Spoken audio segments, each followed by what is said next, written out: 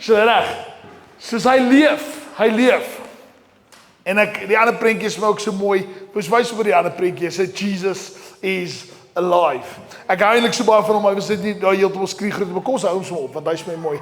En dit is presies dit, amen.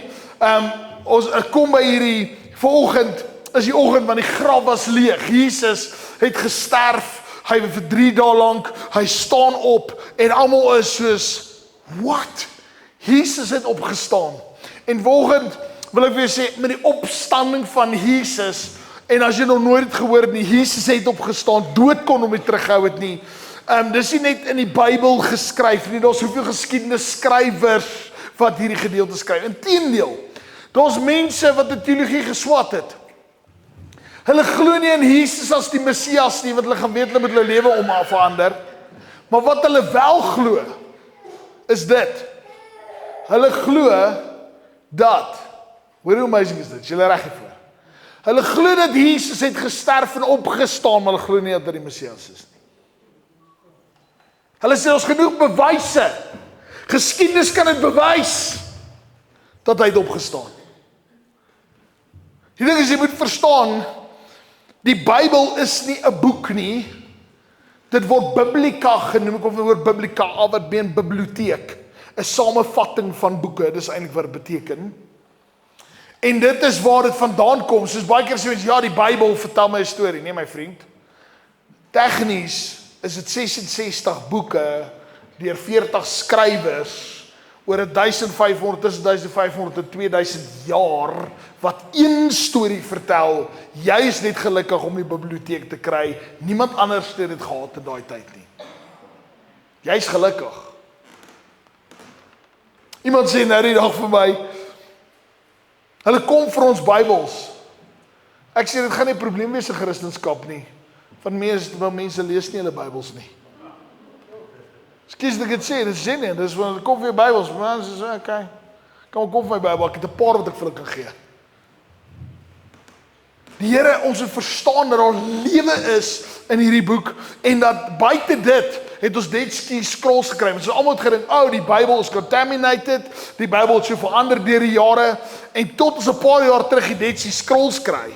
En hulle sê, wat? Hierdie goed is so akkuraat. Soos vanaand wil ek weer sê, ons praat nie van 'n sprokie verhaal van iemand wat gesterf het en opgestaan het nie. Ons praat van proved duidelikheid. Dus as jy vir my sê Jesus het nie bestaan nie, kan ek net weer sê okay, Hitler ook nie. Want dieselfde manier hoe hulle Hitler se lewe gecompile het, soveel meer het mense Jesus se lewe compile. En hoeveel mense daaroor geskryf? Want hulle kon dit nie net gelos het nie.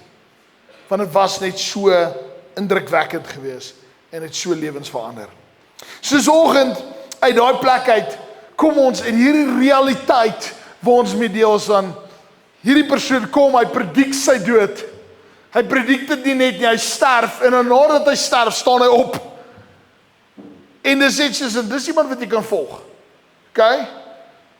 Daai is waarheid op 'n next level. En ons sien hoe verskillende mense reageer toe hulle hierdie Jesus opstanding sien. Iets verander en ek wil volgende weer vra, wat een van die 4 karakters is jy? En hoe reageer jy met die opstanding van Jesus? Jesus is alive, Jesus is alive, Jesus lewe. As hy lewe, hoe reageer jy? Soos ek wil oor 4 karakters praat volgend. Die eerste gedeelte wat ek jou vanavond wil vra, en dis die inleiding. Dit gaan nie alleenlik net oor wat gebeur nie, dit gaan oor wat doen jy met wat gebeur het. Ek gaan weer vir jou sê. Gaan nie net oor wat dit gebeur nie. Dit is, ek het weer storie vertel, as ek vra, wie se lewe het die storie van Hitler verander, en geef my sê teenoor net die Jode sin. Dit gaan jou lewe nie verander nie. Hoekom? Want jy dink jouself in van, yes man, ek moet daai fout maak, verstaan, wat se fout het hy gemaak, wat se besluit het hy gemaak, hy het naderhand net na homself geluister, dit was so belangrik, die mense wat hy omgehaat het, was bad company, en hierdie mense, en dit hang voel jy die storie van Hitler sien. Nee, as dit kom by Jesus, wat los Jesus nou, want is dit net 'n storie soos Hitler? Dit is net 'n verhaal vir jou, tot jy dit jou verhaal maak. Jy het verstaan, hy het vir jou gesterf en opgestaan. As jy dit verstaan, dan is jy veronderstel om te reageer op 'n manier, as dit kom by hierdie ding, of ons is net 'n storie. En ons kan nie die Bybel lees soos 'n storieboek nie, want dan mis ons dit, want dan vat ons wat ons van hou en ons vertel die verhale oor wat ons van hou en ons los die ander verhale wat ons nie van hou nie. Dis as jy die Bybel lees soos 'n storieboek. Dan is dit van, hier is hierdie skrif, wow my maat, hierdie skrif verander my lewe. Maar die skrif langsom wat sê ek moet regkom, ag nee, dis nie vir my nie. Ons kan nie Bybel so lees nie, soos van, dis totaal en al geïnspireer deur die Gees van God, vir ons, om ons te openbaar wie Jesus is, en dit verander ons lewe. Soos daar's 3 verskillende gedeeltes. Die eerste mense, wat beleef het dat Jesus het opgestaan, was die vroue gewees, wat na die graf toe gekom het. En ons lees dit in Matteus 28 vers 5 tot 8, as jy sê, maar die engel antwoord en sê vir die vroue, moenie vrees nie, want ek weet, julle soek Jesus wat gekruisig is. My suster het vanoggend gesê, die engele was nie verbaas gewees nie, of die engel was nie verbaas gewees nie. Hoekom was die engel nie verbaas gewees nie? Want hy het dit gesien gebeur. So hy sê vir hulle, hy sê, maar die engel antwoord en sê vir die vroue, ekskuus net weer terug die vorige een, moenie vrees nie, want ek weet wie julle soek, wat gekruisig is. En dan gaan hy verder aan vers 6, hy sê, hy is nie hier nie. Want hy het opgestaan soos hy gesê het, kom kyk na die plek waar die Here gelê het. Nou ek kan nie te veel nie, want ek te veel goed wat ek die preek wil share, maar ek wil net gevraagd vir jou sê, as jy my nie glo nie, kan jy research opdoen. Daai is super bad news vir die Romeinse soldaat. Hy sou 10-0 doodgemaak gewees het as gevolg van dit. Van nou, dit waar ek jou oor vra om te waak, het jy nie jou werk gedoen nie, dit kan jou lewe kos. Die kans dat dit sy lewe gekos het, is baie groot. Omdat hy nie veronderstel was om na daai te kyk. Dis baie crazy as iemand stuur om na begrafplaas te kyk. Dit is eintlik crazy. Maar sy werk was om 'n dooie persoon op te pas en hy kon dit nie eens doen nie. Dis crazy. Jy kan nie dink wat sy moeilikheid het gekom het. Inteendeel, dit sou sy lewe gekom, as jy daar meeste van die tyd het gelei tot doodstraf vir hulle. Want dit was, jy was 'n werk gegee en jy kan daai werk nie mis nie. Dan gooi verder en hy het gesê, kom kyk, ekskuus dit weer terug. Kom kyk na die plek waar die Here gelê het. En die engel wys vir hulle die plek waar hy was. Verder gaan ons aan. En gaan haastig en sê vir sy disippels, hy het opgestaan uit die dode. En gaan voor hulle uit na Galilea toe. Daar sal julle hom sien. Kyk, ek het julle dit gesê. En wat hierdie ding opgaan is baie duidelik, is die Here sê, daar's een manier hoe ek en jy kan reageer teenoor die opstanding van Jesus. Gaan vertel elke persoon dat die dood hom nie kon terughou het nie. Vertel hom dat hy is wie hy sê hy is. Want as Jesus gesterf het en nooit opgestaan het nie, dan het 10 van ons het Christendom teen hom nie bestaan nie. Dis wat dit so amazing maak van die geloof. Is daar's hoeveel bewyse. Die Bybel praat van sê, maar ons lees dit in die Bybel, nie hè? Die Bybel verduidelik dat om en by 500 mense hom gesien het na sy opstanding. So dis een om te sê, jy's Chris, ek het iets gesien, lyk soos 'n spook, ek weet nie. Maar as jy is 500 mense begin vir jouself die storie vertel. Dis 'n heeltemal 'n storie, dis 'n halwe skool vol kinders wat sê ek het hom gesien. En teendeel, dit was nie die populêre ding om te sê dat ek het hom gesien nie. Want sy disippels was vervolg en hy was gekruisig omdat hulle hom gesien het. Soos as jy jou mond oopmaak, staan jy 'n groot kans dat jy dieselfde pad sal lei. So jy moet bietjie geskiedenis sê van waar hierdie ding vandaan kom. Die populêre ding is jy sê, Jesus leef nie, want jy gaan 10 doodgemaak word of vervolg word. Die populair is, hou jou mond, bly stil, want hulle wil niks weet van Jesus nie. Inteendeel, dieselfde mense het geskree, kruisig hom, hulle wil nie nou hoor dat hy leef nie. Maak dit sin as ek by is? Jy moet net die konteks verstaan, want partykeer vertel ons eie stories in ons kop, en dan dink ons, dis hoe dit was. Jy moet net bietjie geskiedenis verstaan van wat het daar gebeur. Dan kom hy by die verder gedeelte, dan sê hy, en hulle het haastig weggegaan van die graf met vrees en groot blydskap. En gehardloop om dit aan sy disippels te vertel. Die een manier hoe ons kan reageer is dat daar blydskap is met 'n opgewondenheid om te vertel, Jesus is nie dood nie, hy het opgestaan. Die ding is, as daar nie 'n blydskap binne jou is nie, en jy verstaan nie, die ander kant is die waarheid. As jy nie verstaan dit het gebeur nie, dan sal daar geen blydskap in jou wees nie. Want ek weet nie wie van julle is bly die petrolprys het opgegaan. Is daar enige iemand? Niemand van julle is bly nie. Niemand van julle is bly petrolprys het opgegaan nie. Niemand van julle. Daar's nie veel blydskap behalwe in die een dat daar oorwinning is vir eens en vir altyd, en sy naam is Jesus. En dis oor wat dit gaan, is dat die realiteit is dat hierdie Jesus is die een. So ek wil vandag vra, reageer jy? Wanneer het jy ooit vir iemand vertel dat die graf is leeg? Die graf is leeg. Ons hart hierdie jaar was dat ons sou einde van die jaar Israel toe gegaan het. Ek neem aan ons plan is bietjie af. Nie dat ek regtig, ek het nog nie geweet lekker finansiëel gaan kan uitkom nie, maar dit was die idee. Ek neem aan ons plan is so bietjie gekortwiek. Ons dan drie vir tyd en wel. Maar as ek mense hoor wat van Israel kom, die dinge wat hulle my altyd sal vertel, is hierdie ding. Ek weet wie sê die graf is leeg. Ek het dit al 2 keer gehoor by mense wat gaan. Weet wie sê die graf is leeg. As jy gewonder het, ek was daar, graf is leeg. En die realiteit is net, dit help nie net as jy daar is nie. Die ding is, leef jy met hierdie waarheid, dat die graf is leeg. My vriend, as jy lewe hoed af, weet daar's oorwinning. As die dood hom nie eers kon terughou nie, kan hy ander goed ook oorwin. Ek het al mense gehoor, my vriend, as ek goed of jou vertel wat ek al gehoor het, wat mense deur gegaan het. Dan baie keer as jy mense maar, ek weet nie of ek jou kan vertel. Sê my vriend, dit wat jy my vertel, ek beloof dit vir jou.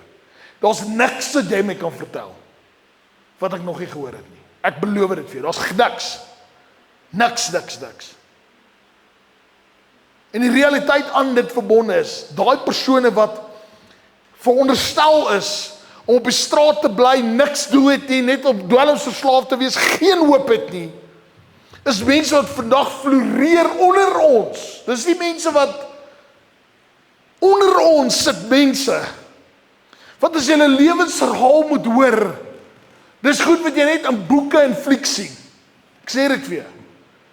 En die Here het daai mense deurgebring tot die volheid van God.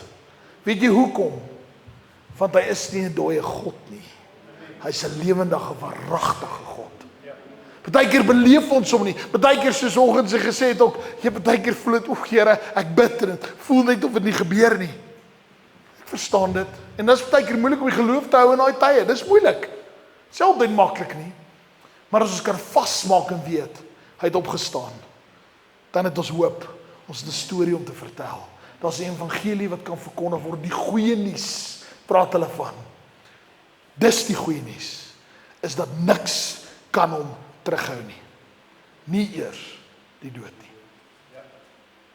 En dis die vertroosting, want ons min goed wat so erg is, as om 'n geliefde te verloor. Daar's minder wat erg is om iemand naby aan jou te verloor. Daar's geen pyn wat so seer is nie. En dit kan ek en jy nog steeds hoop vind en sê, dood, waar is jou angel? Want Christus het opgestaan en daarom sal ons nie aanhou slaap nie en ons sal opstaan. Hoe seer dit is, weet ek sal jou weer sien. Hoekom? Want Christus is die antwoord. Hy het opgestaan. Amen. Maak dit sin? Dis nommer 1. Ons het nog 5 Of 20, nee, check it, okay. Rustig, raak rustig vir my. Nie kwaad word nie, grappie. Okay, volgende een is, en ek love hierdie een. Hierdie is een van my favorites. Die opstanding is die plek van herstel. Baie bekende storie. Petrus het Jesus verloon 3 maal. Die Here sê vir hom, luister Petrus, ek bou op jou die kerk, of jy gaan nie bou op jou die kerkie. Christus is die kerk wat hy bou, maar hy verduidelik op wat hy deel is, en noem hom Petrus, wat mean part of the rock. En hy verduidelik vir hom, jy gaan deel wees van hierdie kerk beweging, nie ek bou op jou, nie, hy bou op Christus, maar I'm going to be part of this rock, en jy gaan deel wees van hierdie kerk bou. En dan kom hierdie selfde oor die kerk gaan bou, en hierdie massive revelation kry oor wie God is, wat die Here sê, net Gees van God het dit in jou geopenbaar. Later noem Jesus om die duiwel, en dan bietjie later dan sien ons dat hierdie ou net Jesus ontken. Hy is niks deel van hom, want hy weet hy gaan teen hom sterf. Want jy moet ook onthou net weer geskiedenis, jy moet onthou hy het 'n soldaat se oor afgekap. As jy 'n soldaat se oor afkap, gaan jy dood. Klaar, daar's nie vir jou ander hoop nou. Jesus hom teruggesit, Jesus het sy lewe gesave deur hom terug te sit, by the way. Okay, want hy se gesterf het. Klaar. Dis nie van hy het sy oor afgekap, ag, is okay. Net 'n oor, ag nee, ons hou van soldate sonder ore. Dis hoe dit gewerk het nie. Kyk, langs die kort, Petrus kom, hy verloon Jesus, 3 keer sê hy ken nie Jesus nie. Maar God het 'n doel in sy lewe gehad, 'n radical doel in sy lewe, om deel te wees van die kerk, om help die kerk te bou op pad vorentoe. Die Here noem baie keer so mense, hulle noem hom baie van sê hy is die vader van die kerk. Dit hulle baie keer gesê. Volgens jou ander kerke sal hulle baie keer praat van dat hy een van die vaders van die kerk is. Die Here het hierdie man en hierdie man ontken Jesus. Sê ja, ken hom nie. Ek ken hom. Dan wil ek vandag vir jou sê, as jy die opstanding sien, miskien het jy 'n soortgelyke storie. God het beloof dat hy iets in jou lewe gaan doen. Die Here het vir jou gesê, daar's 'n calling op jou lewe. Die Here het vir jou gesê, weet jy wat, ek het jou geroep vir meer. Miskien en vir 'n tyd lank jy net, ag, my tyd is verby. Miskien sit jy hier nie eens bejaard, maar die Here toe jy jonk was, toe die Here iets in jou hart gestuur, dat jy eintlik geroep is vir ministry. Maar nou as jy ouer is, jy ag, my jare is verby. Ek wil gou vandag vir jou sê, ek dink die Here kom doen volgens presies dieselfde. Daar's 'n manier hoe jy kan reageer met hierdie Jesus wat opstaan. En Petrus, mis 'n bietjie exercise, hy gaan terug weer om vis te vang. Hierdie man is besig om vis te vang. So ek hoop hier aan as dit vis vang, hulle moes die preek hoor. En hy sê vir hulle, en toe dit klaar was met die môreete, vra Jesus vir Simon Petrus, Simon, seun van Jona, het jy my waarlik lief? Meer as julle hier, en hy antwoord hom, ja Here, u weet dat ek u lief het. Hy sê vir hom, laat my lammers wei. En wat Jesus doen is, Jesus kom vertel hom nie hoe sleg is hy dat hy hom teleurgestel het nie. Jesus kom vertel hom nie, dat weet jy wat, as jy verstaan die opstanding Jesus, hy wil jou herstel en restoreer. Hy wil jou van dood afvat en in lewe inbring. En sy lewe is nie net om groot maatskappye te hardloop en goeie geld te verdien nie. Sy lewe is om vir God te lewe en 'n doel te hê vir jou lewe. En hierdie ou wat weer teruggeval het met sy visbesigheid, neem ek aan, want hy het weer begin visvang, weer terug in hierdie besigheid geval het, roep die Here en die Here herstel weer sy purpose. En volgende week weer sê, mag die opstanding van Jesus weer jou doel herstel. Want hy het 3 goed vir hom gesê. Hy het vir hom gesê, eintlik, dis 2 goed in totaal, maar hy 3 keer het gesê. Pas my lammers en my skape op, en laat hulle wei. Soos wat hy vir hom gesê het is, en dis wat die Here die kerk voorroep. Die opstanding van Jesus is veronderstel, as ons hom lief het, kan jy nie vir my sê, ek het Jesus lief, maar ek kyk nie na sy skape nie. Wie na kyk jy? Wie na sien jy om? Wie voed jy? As ons dit nie doen nie, we missing Jesus. En as ons wil reageer met die opstanding van Jesus, moet ons reageer in 'n mate wat ons sê, Here, ek sal iemand voed. Here, ek sal na iemand kyk. En hulle noem dit disipelskap, by the way, as jy gewonder het. Dit staan in die Bybel, okay? Dis wat dit is. Die Here roep ons tot daai volheid. Maak dit sin volgend? Soos die Here kom en die Here herstel hom, 'n man, Jesus kom en sê hom, ja, toe ek die rofste tyd gaan, waar was jy nie? Is dit wat Jesus gedoen het? Jesus kom volgend en hy sê ek wil jou herstel van dood na lewe toe. Jy moet dit verstaan vandag. Vanoggend het jy dalk nodig dat Jesus 'n Petrus in jou lewe moet wees. Daai wat hy beloof het oor jou lewe wat jy gevoel het nooit te vervlug kom, miskien is die tyd nou. Nie miskien nie, die tyd is nou. Praat verkeerd. Tyd is nou. Staan op. Lewe vir meer. Nommer 3. Soos hier kom Thomas. En hy kan nie glo dat hierdie Jesus is nie. Hy sê hy lyk soos Jesus, maar ek kan hierdie storie glo nie, my maat. Opstanding. Hierdie klink bietjie crazy. Ek weet nie, verstaan, en dit is miskien nou van, ek voel dit nie. Ek voel dit nie. Ek hoor dit. Ek hoor ander mense praat daarvan. Maar ek weet nie, hè. Ek weet nie wat die storie is nie. En vanoggend is dit miskien jou tyd dat jy toelaat dat Jesus sy hande oopmaak sodat jy sy wonde kan aanraak. Sodat jy sê, o, dit is werklik vir my gewees. Hierdie was werklik vir my gewees. Hierdie prys was regtig vir my betaal. Miskien is dit volgende tyd waar jou ongeloof het jou oorweldig dat hierdie storie klink net te goed om waar te wees. Hierdie Christen, dit klink net soos maniakke wat dit agter iets aan hardloop en soos aan, ek weet nie of ek hierdie storie kan glo nie. Miskien met jou manier wees hoe jy reageer op hierdie Jesus en sê, ek glo nie wat almal sê nie, maar kan ek jou hande sien, Jesus? Kom wys my jou hande, Here. Want miskien is dit tyd dat ek en jy dit kan raak sien. Amen. Maak dit sin? Soos daai gedeelte, o, Jesus is vinnig. Kom ek lees dit gou. Daarna sê hy vir Thomas, bring jou vinger hier en kyk na my hande. Dis interessant. Dis bring jou vinger hier en kyk na my hande. Klink interessant, hè? Dis daardie sê kom voel my hande. Hy sê, bring jou vinger hier en kom kyk na my hande. Bring jou hande en steek dit in my sy. Moenie ongelowig wees nie, maar gelowig. Die Here is bereid dat jy sy wonde deursoek en hoe gaan dit lyk in vandag se tyd? Want Jesus is nou nie fisies hier dat jy dalk jou hande in hom kan steek. Wat hy eintlik vir jou sê is, kom kyk hoe werk my vergifnis. Kom kyk hoe lyk die offer wat ek gemaak het. Kyk of ek my gedeelte sal hou deur om jou te vergewe as jy vra vir vergifnis. Die Here sê, kom steek jou hande in my hande, maak nie saak waar jy vandaan kom. Die Here sê, kom toets hierdie en kyk wat ek vir jou sal doen. Maak dit sin? Dis nommer 3. Nommer 4.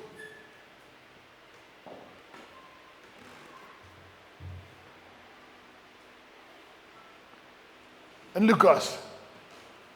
En 2 van hulle was dieselfde dag op die pad na die dorp, 8 myl van Jerusalem af, was hulle met die naam, as hy? Ek skryf ook gedeelte. Gedeelte. Kan ons dit volgende skryf.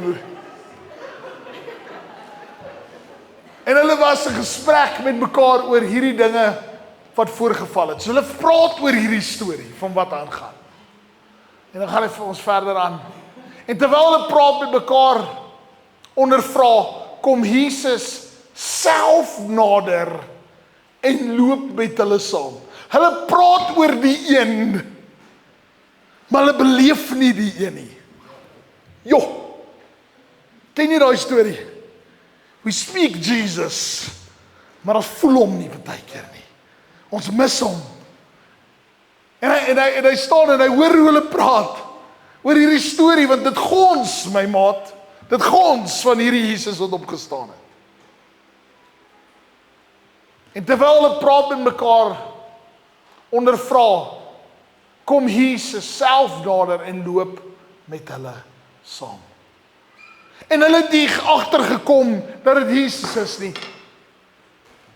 Maar hulle oë is weerhou sodat hulle hom nie kon herken nie. Weet jy hoekom? Want hulle wil die fisiese het belangriker geraak as die geestelike vir hulle. En dis hoekom hulle Jesus gemis het. Weet jy wanneer mis ons Jesus? Presies dieselfde rede hoekom hulle Jesus gemis het. Ons raak so overwhelmed met 'n bankrekening wat in die rooi is, 'n huwelik wat nie uitwerk nie, dinge wat nie gebeur nie, is dat ons so fokus op daai oomblik, op dit wat aangaan en die stories wat vertel word en mense se verhale. Dit laat my dink aan 'n skrif waar die Here sê, al het jy my naam duiwels uitgedryf, al het jy oor gaan weg, ek ken jou nie. Because you talk the talk sonder to walk the walk. Sonder om te verstaan dat Jesus werklik die Seun van God is. Wragtig waar, hy is lewend. Hy is lewend. Ek het al gesien in my lewe dat net persoonlike verhouding kan mense aan die brand hou vir die Here. Ek het al amazing wonderwerke gesien, my maat. Daai selfde mense wat incredible wonderwerk beleef het, net so rukkie later dan draai hulle weg van die Here. Hoekom? Want sonder in gemeenskap eerste, gemeenskap kerk. Die Here, daar's die rede hoekom die Here vir die kerk 'n brief skryf en nie vir mense nie. Jy moet dit verstaan. Jy kan nie, daai mense van, ek en my Here gaan die Here dien. Dit is nie jou Here nie, is ons Here, so jy moet dit saam met ons dien. Don't forget that, okay? Dis genuine, ek ken dit, daai mense hou net 'n rukkie en dan nou het val hom uit. Ek het dit gesien. Hoeveel keer? Al wanneer werk as jy in gemeenskap is met mense. En gaan almal, en ek wil sommer net gou vir jou sê, gaan almal vir jou altyd goed wees, gaan almal altyd vir jou, gaan almal alles sê wat jy van hou in die kerk. Nee, mense gaan nie. Sê almal by jou huis wat jy van hou die hele tyd. Ook nie, maar jy vergewe hulle en gaan aan. Soos kom ons hou aan daai oefening doen in die kerk ook asseblief. Kom ons vergewe gaan aan. Verstaan net bedoel en kry mekaar lief, want dis wat die Here ons so roep. Dis waar diep verhoudings bou. Dis wanneer ons juis goed het wat ons diep van hou nie en ons praat daaroor en ons groei in dit. Dis juis waar verhoudings groei. Amen. Dis kerk. Dan sê mense ek het seer gekry in die kerk. Ek hoor nooit mense sê ek gaan nie meer werk doen want ek het seer gekry by die werk. Ek hoor dit nooit nie. Maar ek hoor mense sê nee, ek gaan nie kerk doen nie. Ek seer gekry by die kerk. Maar by die werk, al kry jy seer. Hulle kan jou skinder, hulle kan jy doen net wat hulle wil. Daar's dit okay, want ek kry geld. Okay? Daar was ook iets verniet. Kom ons gaan weer terug. Okay, gaan ons. Sussie, kom ons uit die gedeelte. Sê gaan ons by. Siri Lukas, hier verduidelik hy die gedeelte van hierdie mense stap saam met Jesus. Jesus loop saam met hulle, maar hulle mis hom. Want hulle het die Gees gemis. Ek wil vandag vra, en dis hiermee waar ek wil eindig.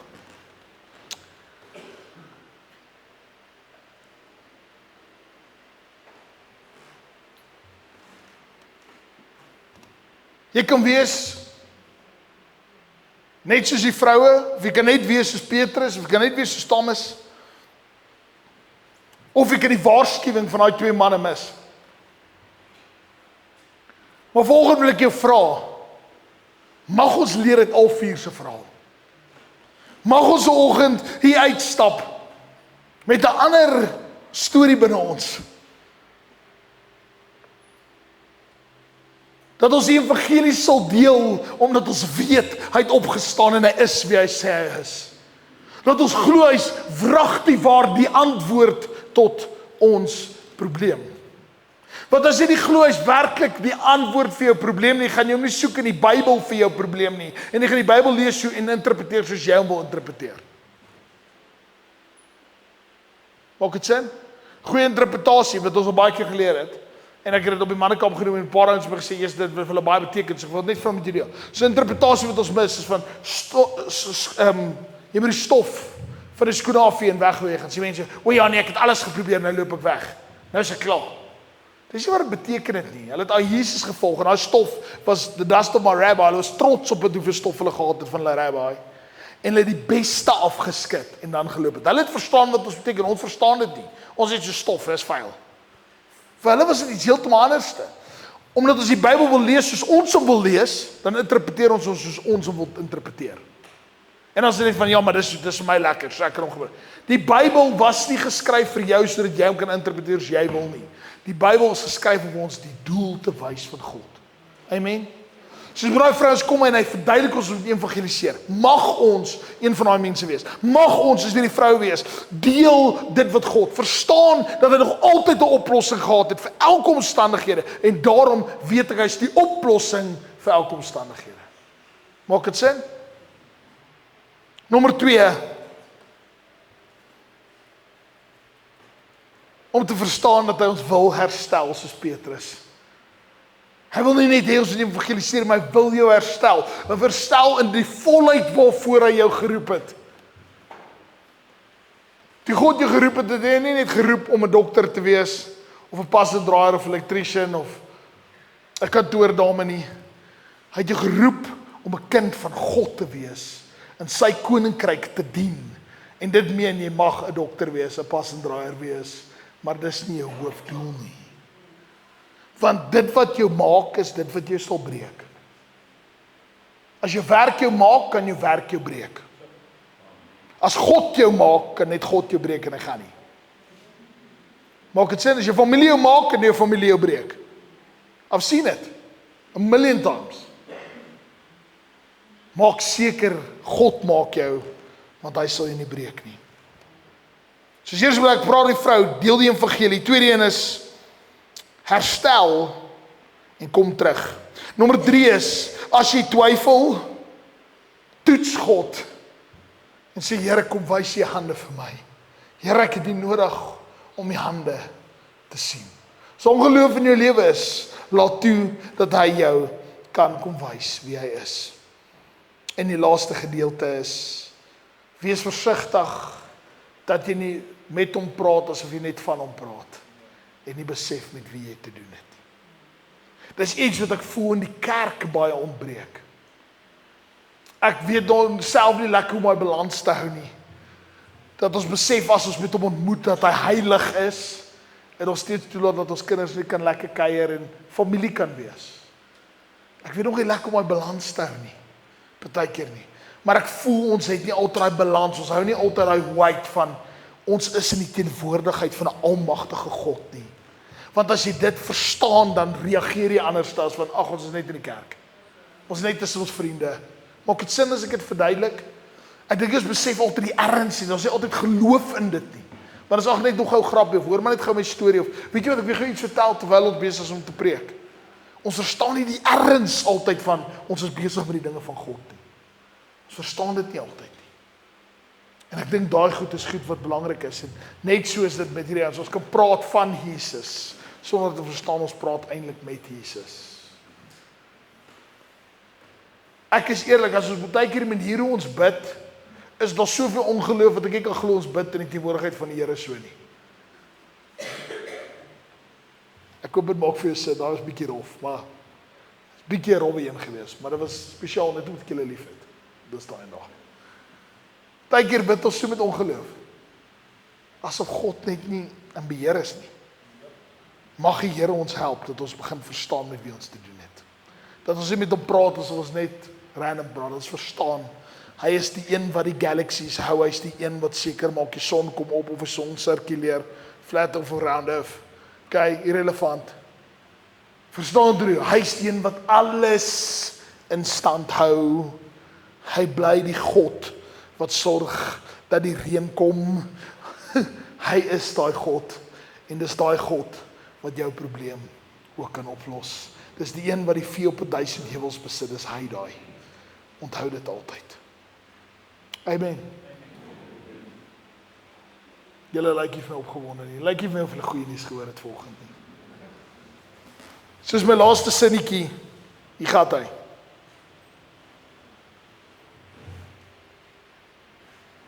Glo in hom, kom terug na hom, raak hom aan in geloof, en moenie aangaan soos wat jy altyd aangaan nie. Daai is my einde van volgend. Glo in hom, kom terug na hom, raak hom aan in geloof, en moenie teruggaan na jou ou weer nie.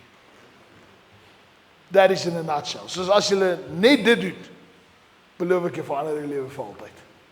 Jy sal nooit weer dieselfde wees nie. En jou dorp sal nie weer dieselfde wees nie, by the way. Nie net jy sal dieselfde wees nie. Want soos jy gesien het, Jesus kom gee nie net genoeg vir Anthony nie. Hy gee genoeg vir Anthony en sy hele familie. Want dit is die God wat ons dien. Frank het gesê, jy het gesê een sin, nou jok ek. Frank het gesê, toe ons by die wet sê vir my, waarmee kom skep jy? Waarmee kom skep jy? En dit was vir my 'n weer konsep in die begin en nader dog ek, dit is so. Dit is eintlik van as jy verwag God gaan iets doen. Nie verwag die Here moet iets doen van, Here wat kom doen nie. Want as ons verwag het God iets moet doen, is daar nie geloof nie. Ek hoop julle het daai gevang. Ek hoop jy daai gehoor. As ons verwag God gaan iets doen, is daai geloof nie. Ons weet God gaan iets doen. Dan is daar geloof. As jy bid, weet God gaan opdaag. Moenie hoop hy gaan opdaag nie. Want dan gaan jy anders te bid ook, hoor. Dan gaan jy nooit weer die ceiling vasbid nie, want God is nie aan die ander kant van die ceiling nie. Surprise! Ons is, ek bid die ceiling vas. Die Here is nie aan die ander kant van die ceiling nie. Daar's niks in jou dak nie, beloof. Bid en weet hy is wie hy sê hy is. It will change your life, beloof. Sien hoe God in jou kamer instap. Dis geloof, my maat. Jy sê my, o nee, julle ouens met julle verbeelding goedjies. Okay, hoe's gebou? Ook met 'n verbeelding wat in 'n skets opgetrek is. Dis presies hoe jy jou lewe sal bou. Begin laat God die skets word van jou lewe en jou lewe sal anders te gebou word. Amen. Soos ready. Soos 'n kerk vol van die Here, gaan ons môre hardloop vir die Here. Kom ons vir 'n oomblik, kom ons staan op en ons reageer 'n bietjie op hierdie woord.